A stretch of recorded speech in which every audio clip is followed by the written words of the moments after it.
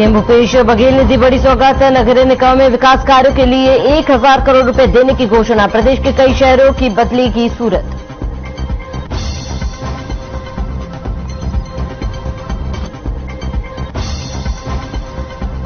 रायपुर में कांग्रेस के राष्ट्रीय महाधिवेशन की तैयारियों का पवन बंसल ने लिया जायजा। 25 फरवरी को होगी महाधिवेशन की चर्चा।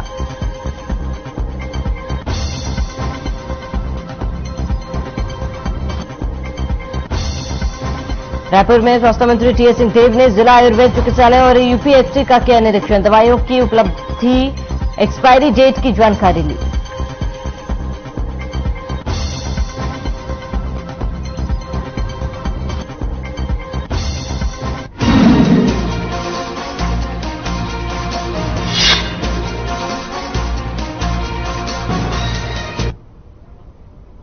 नमस्कार, स्वागत है आप सभी का। मैं हूं आपके साथ शाफनी पटनायक। बुलेटिन की शुरुआत करेंगे। मुख्यमंत्री भूपेश बघेल बालोद और राजनांदगांव जिले के दौरे के लिए रवाना हुए। सीएम ने कई मुद्दों को लेकर चर्चा की। जनगणना नहीं होने पर सीएम ने कहा कि जनगणना करवा नहीं रहे हैं। 16 लाख आंकड़े बताए हैं और वो कम हो सकते हैं और ज्यादा भी हो सकते हैं। वो तो जनगणना के बाद ही समझ आएगा। सीएम ने बीजेपी पर आरोप लगाया कि पिछले 10 सालों में गरीबों की संख्या में बढ़ोतरी हुई, शायद इसीलिए बीजेपी की सरकार जनगणना नहीं करवा रहे हैं। भारतीय जनता पार्टी के लोग जो गांव-गांव घूम रहे हैं, उन्हें पहले गांव मांग करना चाहिए कि जनगणना हो। सीएम ने कहा कि जल्द से जल्द जनगणना करवाया जाए। केंद्र सरकार या भारतीय जनता पार्टी की सरकार भाई अभी जनगणना हुआ नहीं है, गरीबी रेखा सर्विस उसकी जारी नहीं हुई है, तो किस आधार पर करें? 2001 के, फिर 2011 के, फिर 2008 के, फिर 2012 के, किस आधार पर करें? और हर 10 साल में जनगणना करने के प्रावधान है। और जब अभी ये डेट निकल गया 2021 का, जनगणना क्यों नहीं कराते लोग? हो सकता है ये 16 लाख आंकड़े बताए हैं वो 18 लाख हो जाए, हो सकता है कम हो। केंद्र सरकार या भारतीय जनता पार्टी की सरकार है, जनगणना शायद इसलिए नहीं करा रही है कि पूरे देश में गरीबों की संख्या में वृद्धि हुई हो। भाई अभी बालोद से बड़ी जानकारी, इस वक्त की बड़ी खबर है। जानकारी बालोद से। राजनांदगांव दौरे पर रहेंगे सीएम बघेल। दिग्विजय महाविद्यालय का वार्षिकोत्सव कार्यक्रम में शामिल होंगे सीएम भूपेश। पुरस्कार वितरण समारोह में होंगे शामिल। हॉकी प्रतियोगिता के पुरस्कार करेंगे वितरित। बड़ी जानकारी, शिवाजी महाराज की प्रतिमा का भी अनावरण करेंगे। बड़ी जानकारी, अहम खबर आपको बता रहे। इस वक्त की बड़ी खबर, पुरस्कार वितरण समारोह में होंगे शामिल। हॉकी प्रतियोगिता के पुरस्कार करेंगे वितरित। बड़ी जानकारी, अहम खबर बालोद से। राजनांदगांव दौरे पर रहेंगे सीएम बघेल। दिग्विजय महाविद्यालय का वार्षिकोत्सव का कार्यक्रम में शामिल होंगे सीएम भूपेश। बड़ी जानकारी, पुरस्कार वितरण समारोह में होंगे शामिल और हॉकी प्रतियोगिता के पुरस्कार करेंगे वितरित। बड़ी जानकारी, अहम खबर आपको बता रहे हैं। बालोद से बड़ी खबर, राजनांदगांव दौरे पर रहेंगे सीएम बघेल। दिग्विजय महाविद्यालय का वार्षिकोत्सव कार्यक्रम में शामिल होंगे सीएम भूपेश और पुरस्कार वितरण समारोह में होंगे शामिल। बड़ी जानकारी, हॉकी प्रतियोगिता के पुरस्कार को लेकर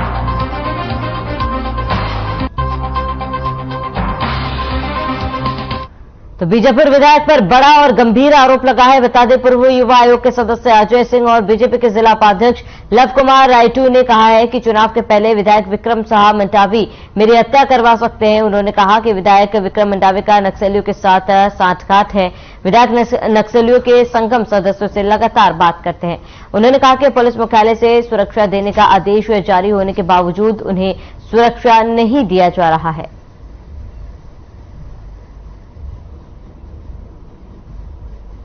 भी होता है ये सब जगह कि हम शुरू से हम लोग हिट लिस्ट में थे और कहीं ना कहीं ये बीच में इनके छोटे भाई की हत्या हुआ था और जब उस हत्या का खुलासा हुआ तो उसमें स्पष्ट था कि हत्या इनको करने आए थे, लेकिन भूलवश इनके छोटे भाई को कर दिया गया।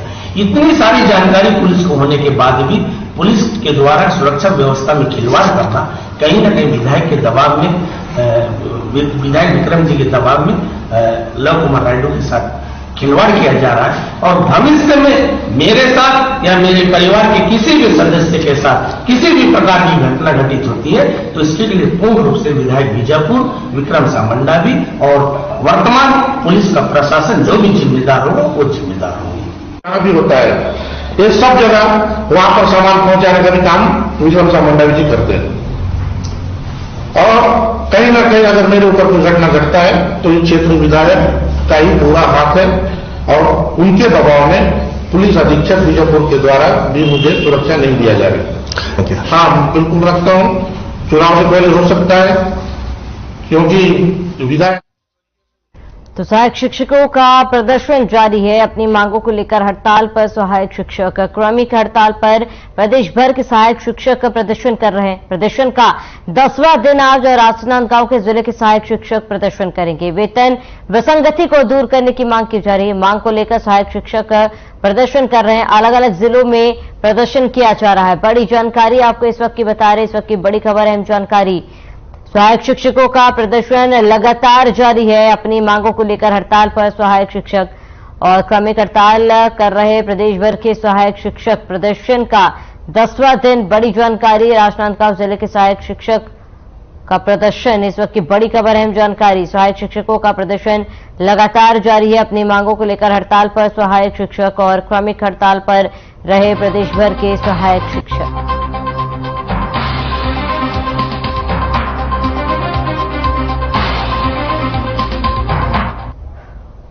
तो बेमेतरा जिले के थाना चौकी में लगातार मोबाइल गुम होने की शिकायत मिल रही थी, जिस पर पुलिस अधीक्षक ने निर्देशन में एएसपी मार्गदर्शन में साइबर सेल बेमेतरा और जिले के थाना चौकियों के स्टाफ ने हर संभव प्रयास कर कुल 55 नग गुम मोबाइल रिकवर किया, जिसकी कीमत करीबन 8 लाख रुपए आंकी गई है।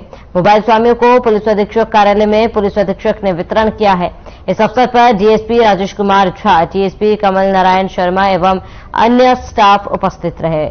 वहीं प्रार्थियों ने बताया है कि वो मोबाइल खोने के बाद पाने की उम्मीद छोड़ दिए थे और ऐसे में मोबाइल पाकर वे काफी खुश हैं। उनके चेहरे पर खुशी साफ तौर पर दिख रही है।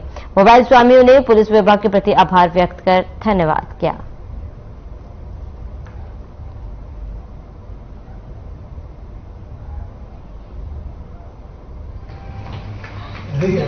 सही में था आनंद है आपका।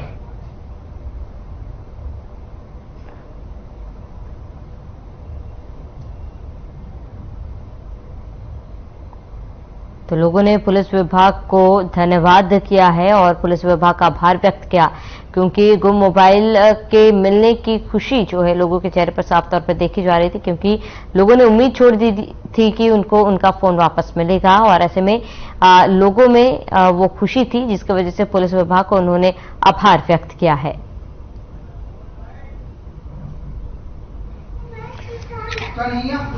उसका छानबीन कराया गया है और इसके लिए खोजा गया है और अभी 55 मोबाइल जो पिछले 8 महीने से बहुत लोगों का गुमा है, इसमें 55 मोबाइल बरामद किया गया है और इनके ओनर को आज वेरीफाई करने के बाद इनको वापस दिया गया है और इसका कीमत जो है लगभग 8 लाख है। तो बीजापुर में स्वास्थ्य कर्मचारी बेहद कम वेतन में जनसेवा का काम करते हैं। विभाग में ज्यादातर कर्मचारी एक ही पद पर नियुक्त हैं। 2 से 3 स्टाफ वाले स्वास्थ्य केंद्र में 1200 से 1500 बिस्तर के मानकों में उच्च स्थान प्राप्त करने में योगदान दे रहे हैं, लेकिन कर्मचारियों ने आरोप लगाया है कि शासन समय से उनका वेतन नहीं बढ़ा रहा, जिसको लेकर उन्होंने विरोध प्रदर्शन किया।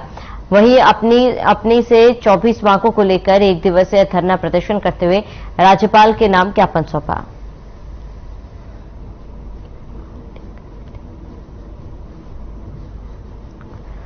तो स्वास्थ्य कर्मचारी संघ का प्रदर्शन जारी है। कर्मचारियों ने वेतन बढ़ाने की मांग की है, जिसको लेकर राज्यपाल को उन्होंने ज्ञापन भी सौंपा और स्वास्थ्य कर्मचारी संघ का प्रदर्शन लगातार जारी है।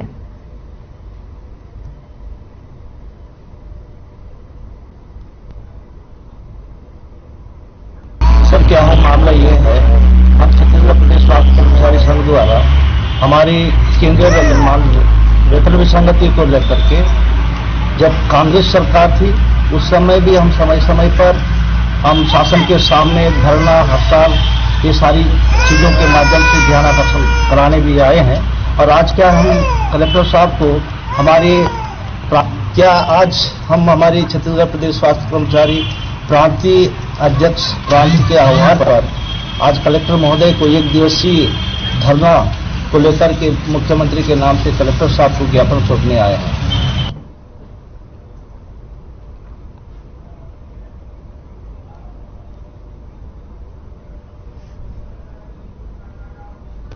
रायपुर से बड़ी खबर, पहली बार होने जा रहा है सीसीएल का आयोजन। बड़ी जानकारी, सेलिब्रिटी क्रिकेट लीग का होने जा रहा है आयोजन। देश भर के तमाम फिल्म इंडस्ट्री के कलाकार भी शामिल होंगे। 18 और 19 तारीख को मैच खेला जाएगा। अभिनेता सोनू सूद, सोहेल खान, रितेश देशमुख, बॉबी देओल, सुनील शेट्टी सहित अन्य कलाकार भी शामिल होंगे। दोपहर 2 से रात 11 बजे तक ये मैच चलेगा। एक टीम में 18 लोग शामिल होंगे। सीसीएल लीग मैच का टिकट सोमवार से पेटीएम पर उपलब्ध होगा। रायपुर क्रिकेट स्टेडियम भोजपुरी दबंग का होम ग्राउंड होगा। बड़ी जानकारी आपको बता रहे, सुनील शेट्टी सहित अन्य कलाकार भी इसमें शामिल होंगे। दोपहर 2 से रात के 11 बजे तक कार्यक्रम। इस वक्त की बड़ी जानकारी, पहली बार सीसीएल का आयोजन होने जा रहा है। सेलिब्रिटी क्रिकेट लीग का आयोजन होगा। 18 और 19 तारीख को ये मैच खेला जाएगा। सुनील शेट्टी सहित अन्य कलाकार होंगे शामिल और दोपहर 2 से रात के 11 बजे तक मैच चलेगी। इसको लेकर टिकट अब पेटीएम में जारी कर दिया गया है।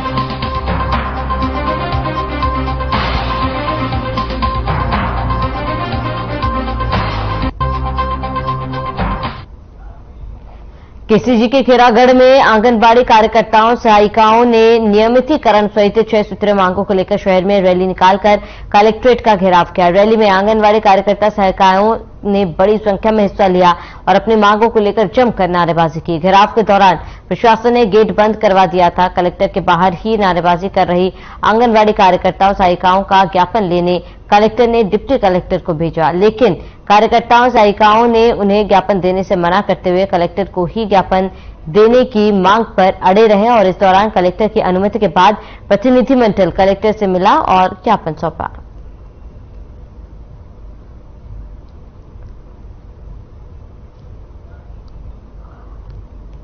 बहुत पुराने समय से चलते आ रहा है कि हम लोगों को शासकीय कर्मचारी घोषित करें, लेकिन हम लोगों को अभी तक शासकीय कर्मचारी घोषित नहीं किया गया है। तो फिर शासकीय काम करवाना और फिर जब शासकीय कर्मचारी हम लोग नहीं है तो हमको रिटायरमेंट क्यों बोला जाता है? हमको 62 साल में रिटायरमेंट क्यों दिया जाता है जब हम लोग शासकीय कर्मचारी नहीं है? तब लोगों को 23 दिन हो गया है। 23 दिन में एक भी बार मुख्यमंत्री महोदय, हमारे छत्तीसगढ़ के मुखिया, जिन्होंने हमको एक बार भी पूछा भी नहीं है कि इस 23 दिनों में आप लोगों की स्थिति क्या है।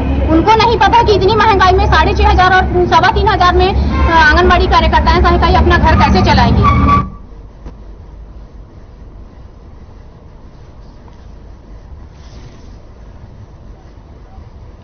रायपुर से एक और बड़ी जानकारी, बस्तर में बीजेपी का प्रदर्शन। बीजेपी नेता के विरोध में प्रदर्शन। आईजी कार्यालय के सामने प्रदर्शन करेगी बीजेपी। बीजेपी प्रदेश अध्यक्ष अरुण साव समेत कई नेता होंगे शामिल। 17 फरवरी को प्रदेश भर में बीजेपी चक्का जाम करेगी। बड़ी जानकारी आपको बता रहे हैं, आईजी कार्यालय के सामने प्रदर्शन करेगी बीजेपी। सुनील शेट्टी बड़ी जानकारी आपको बता रहे हैं। इस वक्त की बड़ी खबर, अहम जानकारी, रायपुर से बस्तर में बीजेपी का प्रदर्शन और बीजेपी नेता की हत्या के विरोध में प्रदर्शन किया जा रहा है। आईजी कार्यालय के सामने प्रदर्शन करेगी बीजेपी। बीजेपी अध्यक्ष अरुण साव समेत कई नेता होंगे शामिल। 17 फरवरी को प्रदेश भर में बीजेपी का प्रदर्शन। बड़ी जानकारी आपको बता रहे हैं, बस्तर में बीजेपी का प्रदर्शन। बीजेपी नेता की हत्या के विरोध में प्रदर्शन किया जाएगा। 17 तारीख को ये प्रदर्शन किया जाएगा। बड़ी जानकारी, सुनील शेट्टी सहित अन्य कलाकार भी होंगे शामिल।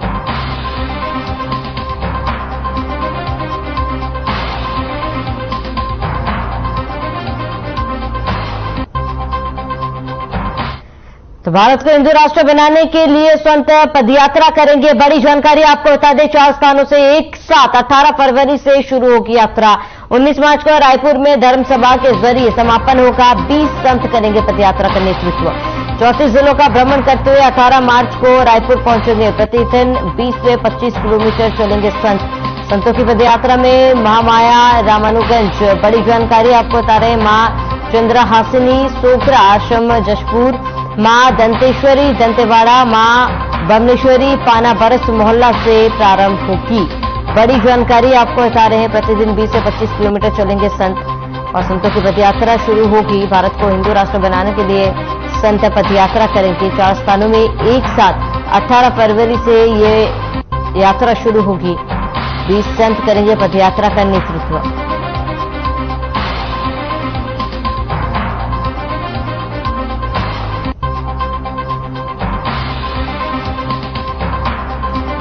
तो 19 मार्च को रायपुर में धर्मसभा के जरिए समापन होगा। 20 संत पदयात्रा का नेतृत्व करेंगे। प्रतिदिन 20 से 25 किलोमीटर तक ये पदयात्रा की जाएगी। भारत को हिंदू राष्ट्र बनाने के लिए संत पदयात्रा करेंगे। रायपुर से एक और बड़ी खबर, आंगनबाड़ी कार्यकर्ता सहायिकाओं का प्रदर्शन लगातार जारी है। 48 घंटे का अल्टीमेटम देने के बाद भी प्रदर्शन जारी। 17 फरवरी को बुढ़ा तालाब धरना स्थल में प्रदर्शन करेंगे। अल्टीमेटम के नोटिस की कॉपी जलाकर प्रदर्शन करेंगे। 20 फरवरी को रैली निकालकर सीएम हाउस का भी घेराव किया जाएगा। 1 लाख से ज्यादा आंगनबाड़ी महिला कार्यकर्ता प्रदर्शन पर बैठी है। राजधानी में संयुक्त मंच की बैठक में ये निर्णय लिया गया है। 6 सूत्रीय मांगों को लेकर मोर्चा खोला। बड़ी जानकारी आपको बता रहे हैं, इस वक्त की बड़ी खबर, अहम जानकारी। और अल्टीमेटम के नोटिस की कॉपी जलाकर कांग्रेस प्रदर्शन करेगी। 6 सूत्रीय मांगों को लेकर प्रदर्शन। बड़ी जानकारी आपको बताते हैं, रायपुर से आंगनबाड़ी कार्यकर्ता सहायिकाओं का प्रदर्शन लगातार जारी। 48 घंटे का अल्टीमेटम देने के बाद भी प्रदर्शन। 17 फरवरी को बुढ़ा तालाब में प्रदर्शन। बड़ी जानकारी आपको बताते, 6 सूत्रीय मांगों को लेकर मोर्चा खोला है और आंगनबाड़ी कार्यकर्ता सहायिकाओं का प्रदर्शन लगातार जारी है।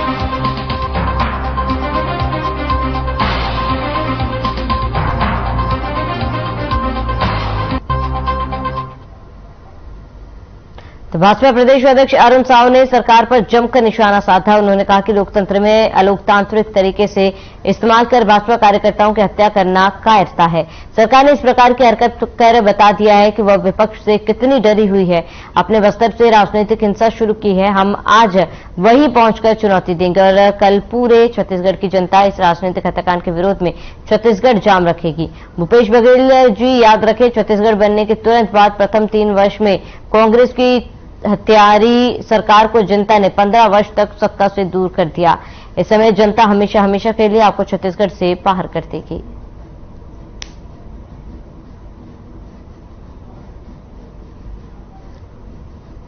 राज्य में कांग्रेस की सरकार, भूपेश बघेल की सरकार षड्यंत्र पूर्वक भारतीय जनता पार्टी के पदाधिकारियों की हत्या करवा रही है और छत्तीसगढ़ में कानून व्यवस्था की स्थिति चौपट कर छत्तीसगढ़ को रक्त रंजित करने का प्रयास किया जा रहा है। छत्तीसगढ़ को अपराध का गढ़ बना दिया गया है और ऐसे में ये बताता है कि आज राज्य की कांग्रेस सरकार, भूपेश बघेल की सरकार विपक्ष से कितनी डरी हुई है। और लोकतांत्रिक कदम भूपेश बघेल की सरकार उठा रही है। भूपेश बघेल को न तो संविधान पर भरोसा है न लोकतंत्र। तो कांग्रेस के अधिवेशन को लेकर मंत्री टी सिंहदेव का बयान सामने आया है। मंत्री सिंहदेव ने कहा, कांग्रेस महाधिवेशन छत्तीसगढ़ की धरती में पहले नहीं हुआ। हम सब के लिए ये गौरवपूर्ण आयोजन है। पोस्टर वार को लेकर मंत्री सिंहदेव ने कहा, व्यक्तिगत और पोस्टर लगाया गया था, पार्टी की ओर से कोई पोस्टर नहीं लगाया गया। पोस्टर लगाने को लेकर पार्टी की तरफ से निर्देश जारी किया गया है। कुछ व्यवहारिक सुधार राष्ट्रीय अधिवेशन पर हो रहा है। प्रोटोकॉल के तहत पोस्टर लगाए जाएंगे।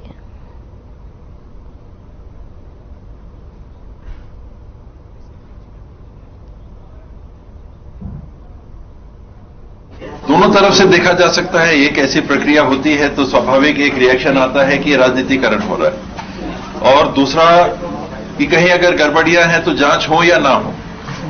ईडी की जांच ही बंद हो जाएगी कि अगर ये दृष्टिकोण होगा कि ये सिर्फ राजनीतिक है, फिर ईडी को बंद कर देना चाहिए। और ईडी अगर है और कहीं गड़बड़ी आती है सामने, उसकी जांच हो तो एक पहलू कहता है कि राजनीतिकरण ना हो, दूसरा पहलू कहता है कि राजनीतिक दृष्टि से ना देखा जाए।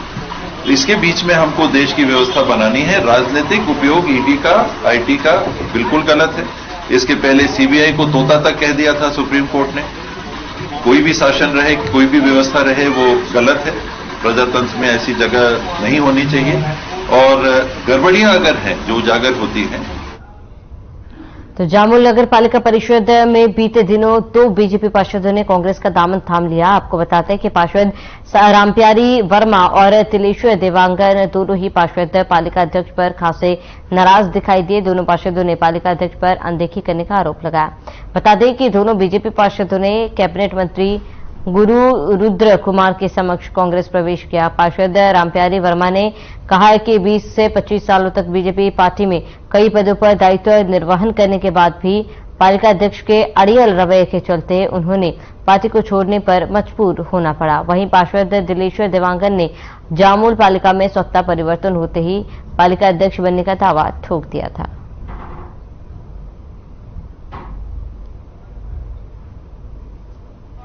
प्रदेश कार्यालय में मेरी बैठक थी, चूंकि हमारे जो प्रदेश के सह प्रभारी नितिन नवीन जी, वो पूरे नगर पालिका नगरीय निकाय में जितने अध्यक्ष हैं उनका बैठक था और मैं प्रदेश कार्यालय में गया हुआ था। वहां से करीब 3 बजे करीब बैठक खत्म करके निकला हूं तो अचानक मेरे को इलेक्ट्रॉनिक मीडिया के माध्यम से पता चला कि भारतीय जनता पार्टी के 2 पार्षद विलय हो गए कांग्रेस में।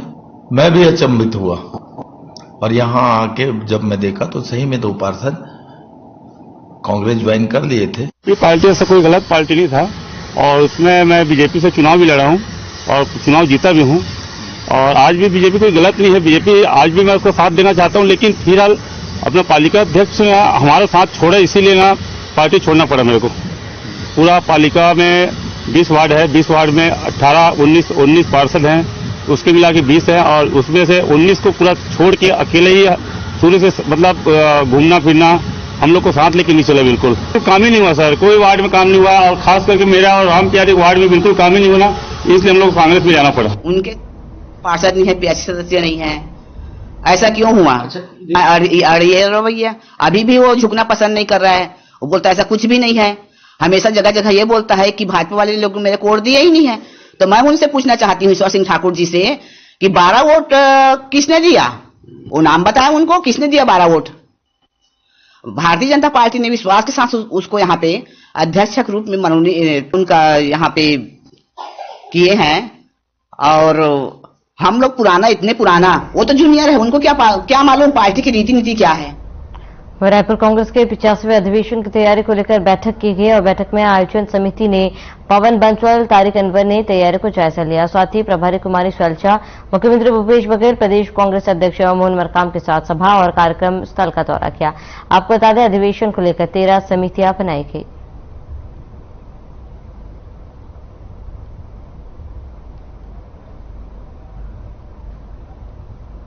आप सभी जानते हैं 24, 25, 26 को कांग्रेस का 85वां अधिवेशन यहां रायपुर हो रहा है। उसकी तैयारी में लगी हुई है पार्टी यहां पूरे जोर शोर के साथ। एक बार हम पहले भी आए थे और यहां शैलजा जी पहले से आई हुई हैं। आज तारिक अनवर जी और मैं, हम दोनों आए हैं। आज आप मुख्यमंत्री जी के साथ, हमारे प्रेसिडेंट के साथ यहां दौरा किया है और देख रहे हैं कि अच्छे ढंग से इसकी तैयारी हो रही है और हमें ये है कि ये पूरे का पूरा जो सेटअप है 20 तारीख तक यहाँ तैयार हो जाएगा। इंदौर के कलेक्टर कार्यालय के सभागृह में अमृत 2 योजना को लेकर जनप्रतिनिधियों के साथ बैठक का आयोजन किया गया। बैठक में इंदौर के विधायक, सांसद महापौर, जिला प्रशासन और नगर निगम के अधिकारी शामिल हुए। बैठक के संबंध में कलेक्टर इलैयाराजा ने जानकारी देते हुए बताया कि प्रधानमंत्री मोदी की महत्वाकांक्षी योजना अमृत 2 को लेकर शहर के जनप्रतिनिधियों के साथ बैठक का आयोजन किया गया, जिसमें पीने के पानी को लेकर कैसा सिस्टम तैयार किया जाए ताकि आम जनता को पीने का पानी आसानी से उपलब्ध हो सके। साथ ही ड्रेनेज और सीवरेज सिस्टम को भी सुगम बनाने के लेकर बैठक में चर्चा हुई।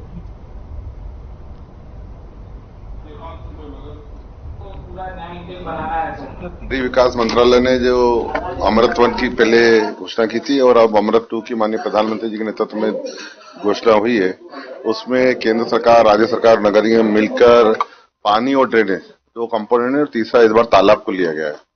और इन 3 कंपोनेंट को लेके अमृत 2 की बैठक हुई और जिला स्तरीय बैठक थी। और इसमें अमृत 2 में आने वाले समय में जो हमारी जनसंख्या है, अगर हम बात करें 25 साल बाद की, जो लगभग हम ऐसा एस्टिमेट करते हैं कि 90 लाख जनसंख्या होगी और उसके लिए 2054 MLD पानी लगेगा। वर्तमान में 400 MLD पानी नर्मदा से आता है और 30 MLD पानी जो हमारे अन्य तालाब वगैरह बोरिंग है उससे आता है। एक लेवल कमेटी है, अमृत प्रोजेक्ट्स को आगे फॉरवर्ड करने के लिए एक बैठक हुई है। इसमें इंदौर का नगर निगम और नए ग्राम पंचायत से जुड़े हैं, उनके वाटर ड्रिंकिंग वाटर सप्लाई के लिए और भविष्य के हिसाब से ध्यान में रखते हुए कैसे इंटेक वेल और WTB और MBR की कैपेसिटी बढ़ाना है और कहाँ न्यू कनेक्शंस देना है, न्यू ओवरहेड टैंक्स और पाइपलाइन बढ़ाना है, उसके लेकर एक डिटेल प्रपोजल बनी है, उसके लेकर जनप्रतिनिधि के साथ। तो प्रदेश के शासकीय डॉक्टरों के साथ संगठन मध्य प्रदेश राज्य सरकारी स्वशासी श्री चिकित्सालय महासंघ के बैनर तले अपनी विभिन्न मांगों को लेकर प्रशासन के खिलाफ विरोध प्रदर्शन करने जा रहे हैं, जिसमें प्रदेश के 52 जिलों में 7,000 डॉक्टर विरोध स्वरूप 2 घंटे काम बंद कर प्रदर्शन करेंगे। सरकार के मांगे नहीं मानने पर 17 फरवरी से पूर्ण रूप से स्वास्थ्य सेवा बंद कर अनिश्चितकालीन हड़ताल पर बैठेंगे। वहीं मामले पर जानकारी देते हुए मेडिकल टीचर्स एसोसिएशन सचिव अशोक ठाकुर ने बताया कि प्रदेश में डॉक्टरों को काम करने लायक उचित वातावरण मिले, साथ ही प्रशासनिक दखल अंदाजी हटाई जाए और डॉक्टरों की पदोन्नति के साथ उपयोग में आने वाले संसाधनों की कमियों को पूरा करने जैसे महत्वपूर्ण मांगों को लेकर प्रदेश सरकार के खिलाफ आंदोलन चलाया जा रहा है। 7 संगठनों का ये संयुक्त आंदोलन है, जिसकी पहली कड़ी में आज 15 तारीख को काली पट्टी बांध करके सारे डॉक्टर्स अपना काम कर रहे हैं। 16 तारीख को 10 से 12 बजे तक रूटीन सभी काम बंद करके और सभी लोग प्रदर्शन में आएंगे। इमरजेंसी सर्विसेज चालू रहेगी, लेकिन अगर इसके बाद में भी सरकार ने हमारी बात को नहीं माना तो 17 फरवरी से पूर्ण जो हमारा आंदोलन होगा, जिसमें कि सभी रूटीन इमरजेंसी, शैक्षणिक और अन्य तरह की सारी सर्विसेज भी बंद रहेगी। तो चलिए इसी के साथ इस बुलेटिन में फिलहाल मेरे साथ इतने। देश और प्रदेश के तमाम बड़ी खबरों के लिए आप बने रहे हमारे साथ।